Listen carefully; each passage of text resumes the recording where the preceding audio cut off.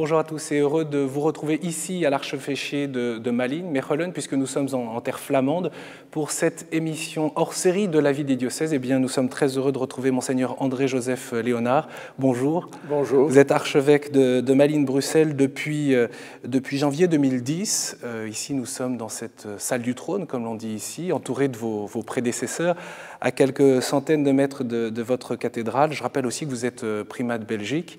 Dans cette émission, je vous propose d'aborder les défis missionnaires auxquels vous êtes confrontés aujourd'hui, l'Église de Malines-Bruxelles, et puis le débat actuel sur l'euthanasie, puisque les sénateurs ont voté ce jeudi. Vous êtes évêque depuis 22 ans à Namur, et donc, je le disais, depuis janvier 2010 à Malines-Bruxelles. Au fond, il y a sur ce territoire 3 millions de personnes. Quel est l'état de santé de l'âme de vos diocésains? Alors, il faut tenir compte de la diversité de ce grand diocèse, qui de fait un peu moins de 3 millions d'habitants, et où il y a 3 vicariats, comme nous disons, très spécifiques. Chacune de ces régions est très typée. Mais ce qui me frappe, c'est qu'il y a partout des centres très vivants. À côté de paroisses qui, je dois bien le reconnaître, parfois vivotent un petit peu, il y a aussi, dans chacune des 3 parties, des lieux où on vit une véritable flamme, un engagement joyeux et fécond et rayonnant de la vie chrétienne. Dans ces paroisses, au fond, on sent aussi qu'il y a de la contestation en Belgique, peut-être particulièrement ces derniers mois, mais ça fait partie de cette culture moderne en Belgique. Oui, la contestation peut venir, mais alors plutôt du dehors de l'Église, parce que nous sommes parfois interrogés sur des questions de société, sur des questions éthiques, de quelque ordre qu'elles soient, et que nous n'avons pas une pensée qui est conforme à la pensée dominante. On est parfois à contre-courant, et donc ça peut susciter des critiques, mais à l'intérieur même de l'Église catholique, dans ce diocèse, j'expérimente très peu de contestation. Au contraire, plutôt beaucoup d'encouragement. Je vous propose, Monseigneur, justement, de nous rendre dans l'une de ces communautés paroissiales, dans le doyenné de Grédoisseau, Chaumont-Gistou et Beauvechain, où vous avez donc effectué une visite pastorale, puisque vous avez repris ces visites pastorales en ce moment même dans le Brabant wallon, à travers les rencontres avec les paroissiens, les catéchistes, les prêtres du doyenné, les religieux, les écoles, les hôpitaux. C'est un reportage de Coraline Salvoche qui vous a suivi quelques heures. André, par cette onction sainte, que le Seigneur, en sa grande bonté, vous manifeste la grâce de sa miséricorde. C'est un moment fort qui se vit dans une des chambres de la maison de repos Le Parc dans le village de Bié. L'archevêque de Malines-Bruxelles est en visite dans l'établissement cet après-midi. Monseigneur Léonard vient porter la communion et donner le sacrement des malades aux résidents volontaires. Pour beaucoup, l'émotion est palpable. Pour la vie éternelle. Amen. C'est une personnalité qu'on ne voit pas très souvent. Je suis un peu fier malgré tout. Je n'y ai pas Mais je suis fier malgré tout. Je suis content de l'avoir vu. Que Dieu vous garde. Sans parole, nous révélons que la fin de la vie humaine sur cette terre a un très grand prix. Et c'est très important positivement d'avoir un respect pour cela et de permettre aux personnes de vieillir tout d'abord et puis ensuite de se préparer au passage sur l'autre rive de l'existence humaine. C'est aussi une manière pour moi d'honorer le travail que font les visiteurs de malades, que font mes confrères prêtres qui accompagnent les personnes dans cette phase de leur vie. 19h, la soirée continue pour Monseigneur Léonard dans le village de Longueville. Ce soir-là, le curé de la paroisse, François Kabounji, a organisé un repas africain. Autour de la table et de l'archevêque, beaucoup de Congolais, mais aussi des Belges impliqués dans la communauté paroissiale. Pour tous, c'est l'occasion d'échanger sur la foi et la mission, mais également de découvrir plus personnellement Monseigneur Léonard. Le but, c'est de lui montrer un peu toute la vie pastorale dans ses différentes dimensions. La vie pastorale, c'est aussi le travail, c'est des difficultés, mais c'est aussi beaucoup de moments de plaisir. beaucoup de moments de plaisir avec des amis, avec les paroissiens. Eh bien, on voudrait qu'ils découvrent la vie pastorale telle que nous la menons dans nos différents villages. Voilà. Quand on rencontre l'homme réel, on se rend compte que cet homme est différent de ce que l'image présente. Et derrière cet homme, on redécouvre une richesse qui est extraordinaire. Et c'est formidable de voir finalement qu'il y a une totale inadéquation entre l'homme présenté par les images stéréotypées et la réalité d'un homme vivant, chaleureux et bon vivant. Dans un contexte de sécularisation très fort en Belgique, les visites pastorales de l'archevêque ont pour objectif avant tout de redonner un visage humain et concret à l'Église, jugée souvent trop institutionnelle dans le pays. Monseigneur, je vous voyais très attentif au fur et à mesure du reportage, de voir et d'entendre peut-être de l'autre côté quand vous faites des visites. Oui. Mais je veux dire que ce sont les très beaux moments de ma vie d'évêque. J'ai été très heureux de lire dans les homélies du pape François l'invitation répétée à aller aux périphéries. Et je me suis senti rejoint parce que je ne suis pas très souvent à Malines, pas très souvent dans ma résidence à Bruxelles, mais très souvent sur le terrain. Pendant plusieurs mois de l'année, je circule, je vis ailleurs dans le diocèse, je suis toujours sur place lors des visites pastorales. Vous passez 10 jours sur place, hein, Ah oui, 10 jours, je n'ai rien d'autre à faire que d'être avec les gens et je loge sur place. Je ne reviens pas chez moi le soir. Vous célébrez, oui. Et je célèbre, enfin c'est passionnant. Et plus on vit avec les gens, plus on les apprécie. Et puis c'est une occasion pour moi aussi de les encourager. C'est une occasion aussi d'enseigner. Je profite de toutes les occasions pour enseigner le kérigme, c'est-à-dire la bonne nouvelle de Jésus, vrai homme comme nous, vrai Dieu, crucifié pour porter toute la détresse de l'humanité, pour porter aussi notre situation de pécheur, et traversant la mort et le mur de l'égoïsme par sa résurrection. Alors, de toutes les occasions sont bonnes pour annoncer cela. Au fond, je n'ai qu'une seule homélie, et je fais des variations sur un même thème, mais qui est toujours le thème central, la réalité centrale de la foi. C'est une vie passionnante. À force d'être sur le terrain, est-ce qu'on finit par sentir l'odeur de ces brebis? Oui, je pense qu'on sent un petit peu le bouton, mais c'est une très bonne odeur, Puisque vous parliez du pape François. Le pape François insiste beaucoup sur la conversion pastorale, mais d'abord la conversion personnelle. Vous qui êtes sur le terrain, qui observez, qui rencontrez, au fond, qu'est-ce que vous observez de cette Belgique qui croit en Dieu, de cette Belgique chrétienne, qui parfois désespère, qui désespère parfois même d'elle-même, hein. Ouais. Il y a de tout. Il y a des âmes ardentes, il y a des âmes qui brûlent d'amour. Il y a aussi parmi les chrétiens, et même parfois parmi les prêtres, des personnes un peu usées, un peu désabusées, un peu moroses. Alors, mon rôle, c'est d'abord de me laisser moi-même inspirer par bien plus grand que moi, de laisser ma propre vie être habitée par l'amour du Seigneur, de m'abandonner à lui, spécialement dans ces journées où je ne dispose pas d'un quart d'heure parfois libre pour moi-même, de m'abandonner et d'essayer d'aider mes frères et mes sœurs à redécouvrir ou à vivre plus intensément l'ardeur de la vie commune avec le Seigneur. Vous disiez tout à l'heure qu'il n'y a pas de recette, mais ça tient à quoi? Il n'y a pas de recette parce que nous ne sommes pas une entreprise de marketing, nous ne faisons pas de la publicité pour un produit. Nous devons être nous-mêmes dévorés, habités par cet amour qui nous vient d'en haut, qui nous est donné comme un cadeau. On n'a rien fait pour cela. Ce n'est pas nous qui avons fait descendre Dieu parmi les hommes, c'est lui qui est venu de sa propre initiative. Alors il faut se brancher sur cette réalité et alors lui permettre de transparaître.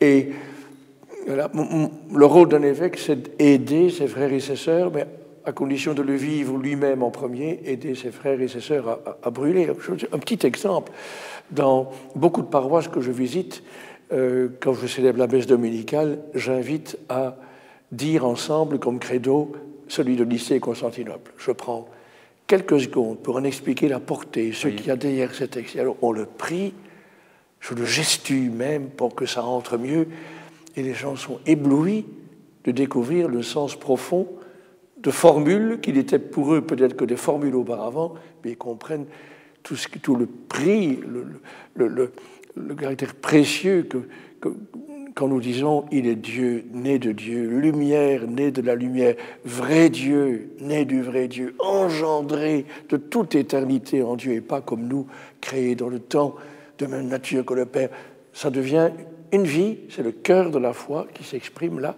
On serait trop attaché finalement à l'identité chrétienne comme une enveloppe extérieure, pas suffisamment concentré sur le contenu de la foi. Je pense qu'il faut toujours revenir. Il y a un beau livre de Hans von Balthasar qui s'appelait « Retour au centre », toujours revenir vers le centre incandescent de la foi, et puis lui permettre de rayonner. Je pense que le pape a dit récemment une parole très très juste. La mission de l'Église n'est pas de faire du prosélytisme, mais d'exercer une attraction, pas autour de notre propre personne, mais une attraction, celle de Dieu, parlant à travers ces pauvres intermédiaires humains, agissant à travers eux, attraction plutôt que prosélytisme.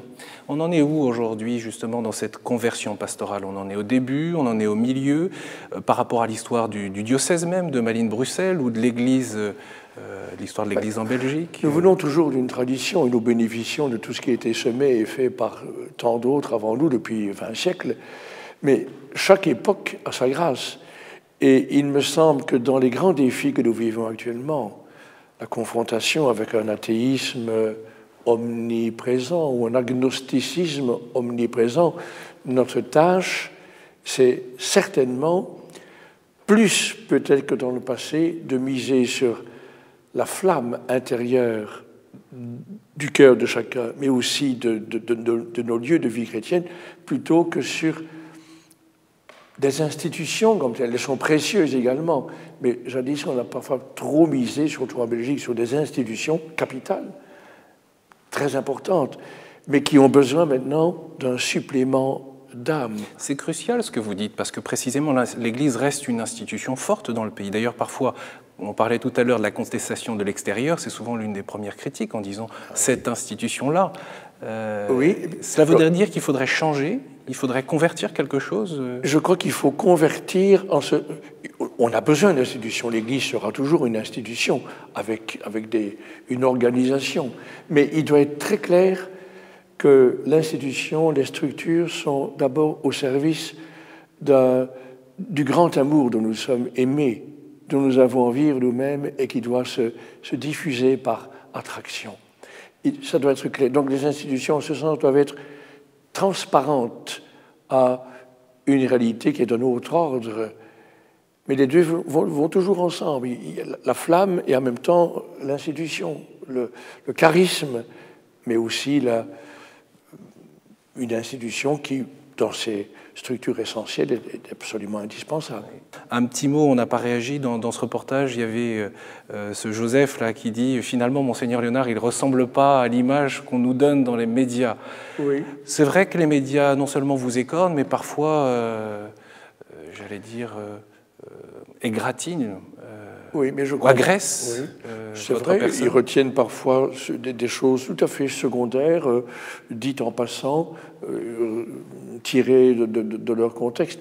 Mais je comprends aussi la nécessité des médias généralistes, de la presse en général, pour qui les bonnes nouvelles ne sont pas tellement des nouvelles intéressantes. Mais donc le dénigrement ils ont besoin de piment, de polémiques, et donc c'est aussi leur pain quotidien. Moi, je respecte aussi leurs nécessités propres.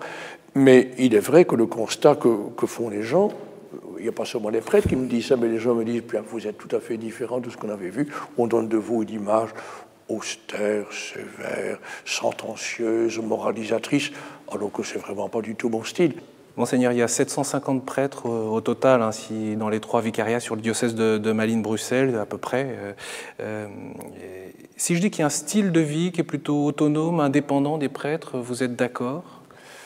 Oui, mais on a été formés, je veux dire, les générations précédentes ont été formées dans une atmosphère plutôt individualiste. Enfin, on vivait bien en communauté au séminaire, mais on avait comme perspective d'être prêtre dans sa paroisse, avec son presbytère.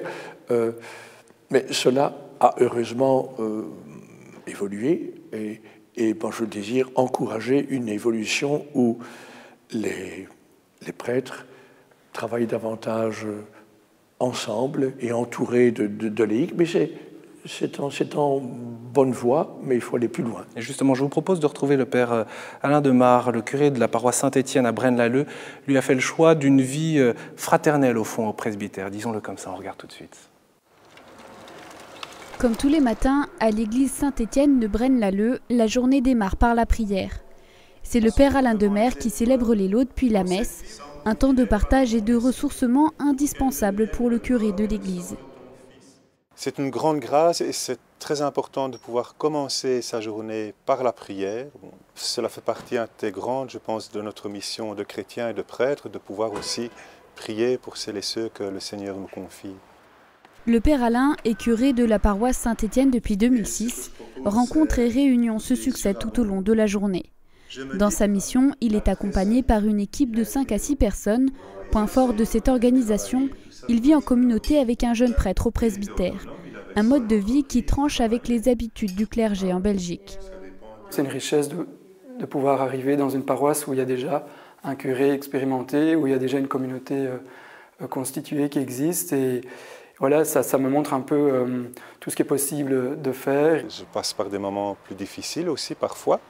Et c'est là aussi que c'est important de pouvoir être dans une communauté. Je pense que célibat, pour moi, suppose aussi communauté, où on sait que quand nous sommes confrontés à des difficultés, eh bien, nous pouvons les partager. Si ça ne les supprime peut-être pas nécessairement, ça les rend aussi plus légères. Bonjour Père Alain. Le Père Alain a été ordonné prêtre en 1992. 21 ans plus tard, il milite pour une église belge aux portes grandes ouvertes sur l'extérieur. Une mission de pasteur qu'il prend à cœur et qu'il mène aux côtés de laïcs engagés dans la vie paroissiale. Parfois, il y a des personnes qui viennent plus volontiers vers moi plutôt que vers un prêtre parce que je suis une femme et que je suis une mère de famille et que j'ai sans doute une approche et une écoute différentes. Le prêtre m'apporte un éclairage et je pense au Père Alain. Il me fait voir sa façon à lui de rencontrer Dieu. Toutes ces rencontres m'aident personnellement à rester les pieds sur terre aussi, si je puis parler comme ça, pour être au fait de ce qui se vit et pour tâcher d'avoir une parole ajustée par rapport à certaines situations qui se posent aujourd'hui. L'église Saint-Étienne a déjà été vandalisée plusieurs fois, mais peu importe. Dans une société qui peine à recevoir l'annonce de l'Évangile, le Père Alain Demare et sa communauté paroissiale tiennent avant tout à rester des acteurs de la vie publique locale. Des acteurs de la vie locale, mais aussi un signe de fraternité là où les prêtres sont. Monseigneur Léonard, vous vous apprêtez à publier un livre, Amis séminaristes, où vous rassemblez là 50 ans finalement de direction spirituelle. C'est important la spiritualité des prêtres diocésains. Certainement. L'idée de base qui est présente dans un des décrets du Concile Vatican II et qui était une des inspirations maîtresses de mon propre évêque, quand j'ai été jeune prêtre, Monseigneur Charru, c'est qu'un prêtre peut s'abreuver à toutes sortes de spiritualités, comme tout le monde, mais il y a une occasion pour lui de grandir en sainteté par l'exercice même de son ministère. Donc c'est l'idée maîtresse de ce livre qui paraîtra bientôt à mes séminaristes et aussi par là même à mes prêtres actuels. Et j'ai beaucoup insisté aussi sur cette fraternité. J'en ai bénéficié quand j'ai été en visite à Braine-l'Alleud. Je logeais chez le doyen Alain Demare. J'ai apprécié énormément cette vie fraternelle qui se déroulait dans la prière et l'amitié au presbytère. Et ça, c'est à encourager. C'est quoi votre souci, au fond, en tant qu'archevêque aujourd'hui, vis-à-vis des prêtres, leur ministère spécifique, leur mission? Ma mission auprès des prêtres, c'est de veiller à la qualité de leur vie personnelle, spirituelle, matérielle aussi parfois, fraternelle, et d'encourager les nouvelles générations à s'engager plus loin dans une vie fraternelle entre prêtres. Oui, vous dites, vous insistez dans ce livre sur le ministère prophétique, laisser rougeoyer la braise de la parole de Dieu, on retrouve votre style, le ministère sacramentel, bien sûr, l'Eucharistie vitale, le sacrement de la réconciliation, et puis ce ministère pastoral où vous dites cette lente usure de la vie du fait de ne plus s'appartenir. Oui, c'est ce que j'ai expérimenté comme prêtre depuis bientôt 50 ans, c'est qu'un des grands moyens de sanctification pour un prêtre, c'est le fait de ne plus s'appartenir.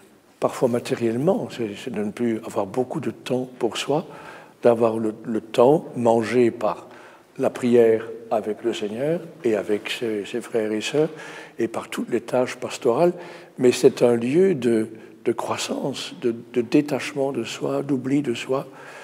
C'est une occasion toute trouvée de sanctification personnelle par le ministère même. Un mot, Monseigneur, sur les séminaristes. Vous avez souhaité accueillir ici, en Belgique et aussi à Malines, Bruxelles, des séminaristes de différents endroits, pas seulement même de Belgique. Pour quelles raisons? Bien, c'est un choix que j'ai fait depuis le début de mon épiscopat, depuis donc 22 ans, 23 ans bientôt. C'est de donner une chance à tout ce qui naît dans l'Église, que ce soit en Belgique ou que ce soit ailleurs, et qui peut fleurir également dans mon diocèse, d'abord à Namur, puis maintenant à Malines, Bruxelles. Les séminaristes du chemin néo-catéchuménal, et puis aussi les séminaristes de la Fraternité des Saints-Apôtres. Oui, mais j'ai apporté beaucoup de choses. J'ai apporté des communautés nouvelles. Par exemple, j'ai accueilli à Namur, avec beaucoup d'enthousiasme, la communauté de l'Emmanuel. Je leur ai confié des paroisses, maintenant encore à Bruxelles, des paroisses. J'ai encouragé des fraternités comme Tibériade, à Lavaux-Sainte-Anne, Marie-Jeunesse venue du Canada à Sydney. Ça m'a toujours suscité au début des critiques. Vous laissez des sectes débarquer dans votre diocèse.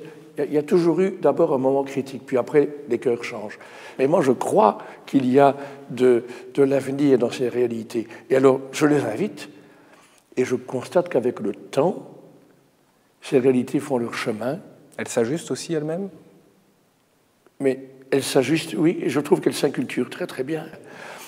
Récemment, j'ai fondé une fraternité avec des Français surtout, mais aussi quelques Belges, qui... Avec le père Zanotti Zorkin. Voilà, ce sont des jeunes qui ont été touchés par le style pastoral d'un prêtre français, je pense bien connu en France, en tout cas très connu en Belgique. Un prêtre diocésain de Marseille. Oui. C'est un style pastoral qui porte du fruit. D'ailleurs, j'ai entendu l'évêque du lieu, le vicaire général du lieu dire il y a quelque chose qui se passe dans cette paroisse qui est appréciable. C'est un style peut-être parmi d'autres, ce n'est pas la recette universelle, mais il y a là quelque chose qui touche les cœurs. Alors, au début, ça suscite des réactions en sens divers, des gens qui disent vous faites très bien de faire ça, d'autres qui disent non, vous vous engagez dans une aventure.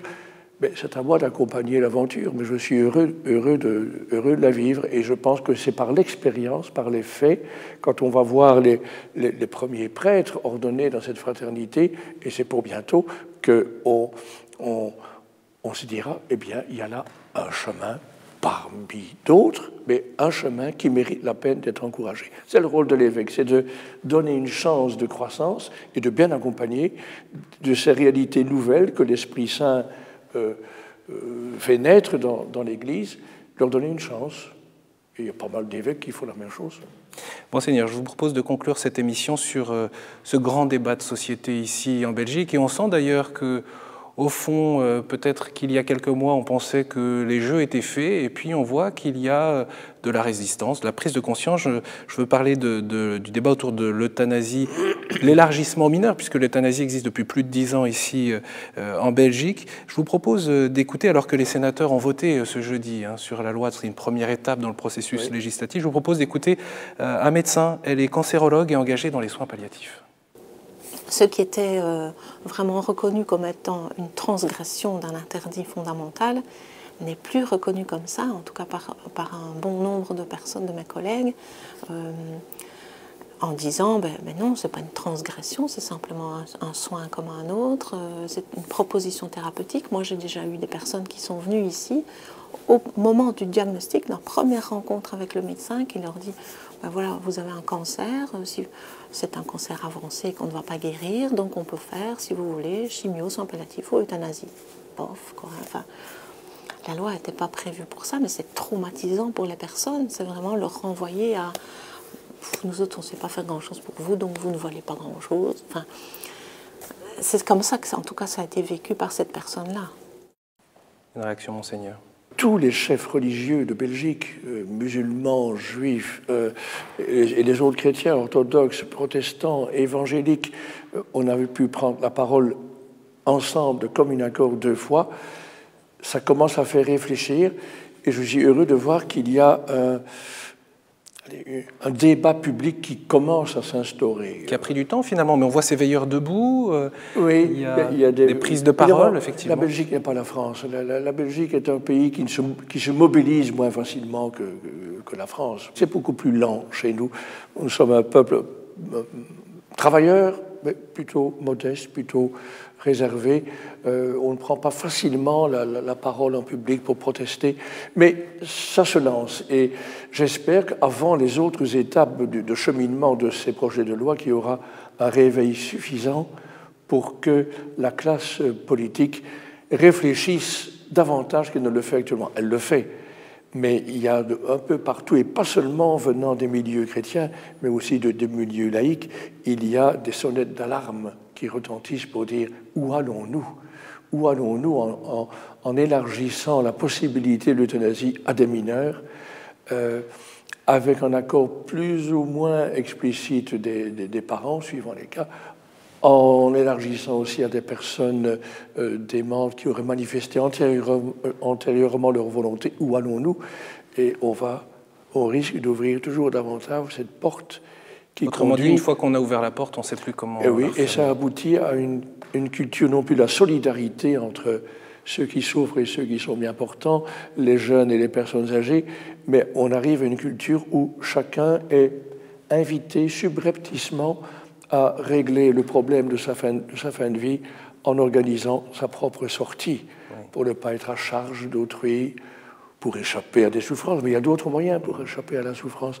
Donc c'est un débat extrêmement important et qui mérite de devenir plus public en Belgique, en suivant un peu l'exemple de la mobilisation française. Le mot de la fin, annoncer l'Évangile, ça passe aussi donc par le témoignage dans la société, l'engagement dans la société. La participation au débat public dans une société fait partie de la charité pastorale, parce que l'avenir de l'être humain passe également par la qualité de la vie en commun, par la qualité de la vie politique, et donc des chrétiens qui s'engagent en politique ou des chrétiens qui participent au débat citoyen, c'est extrêmement important, et c'est un lieu d'expression de l'amour du prochain, de l'amour de Dieu et de l'engagement pastoral. Oui, l'Avent, c'est un temps de préparation, cette marche vers Noël. Une recommandation, peut-être en 30 secondes, une recommandation spirituelle pour cette période de l'Avent? Ne jamais oublier que la crèche que Jésus préfère par-dessus tout, c'est celle de ton cœur. Le Seigneur apprécie beaucoup les crèches que nous installons dans nos appartements ou nos maisons, mais la crèche qui pour lui est au sommet, c'est celle de ton cœur. Et alors, veille, toi qui m'écoutes, veille à vivre Noël en faisant de ton cœur une crèche où le Seigneur peut venir pour y trouver accueil, repos, chaleur humaine. Ça fait partie de ce que j'appelle communément la grâce de Noël. Merci beaucoup, Monseigneur Léonard, de nous avoir accueillis ici dans votre archevêché à Malines. Cette émission hors série de la vie des diocèses, bien sûr, vous la retrouvez sur le site internet de KTO. Vous pouvez bien sûr réagir, poser vos questions ou la partager sur les réseaux sociaux. Merci pour votre fidélité. À la semaine prochaine.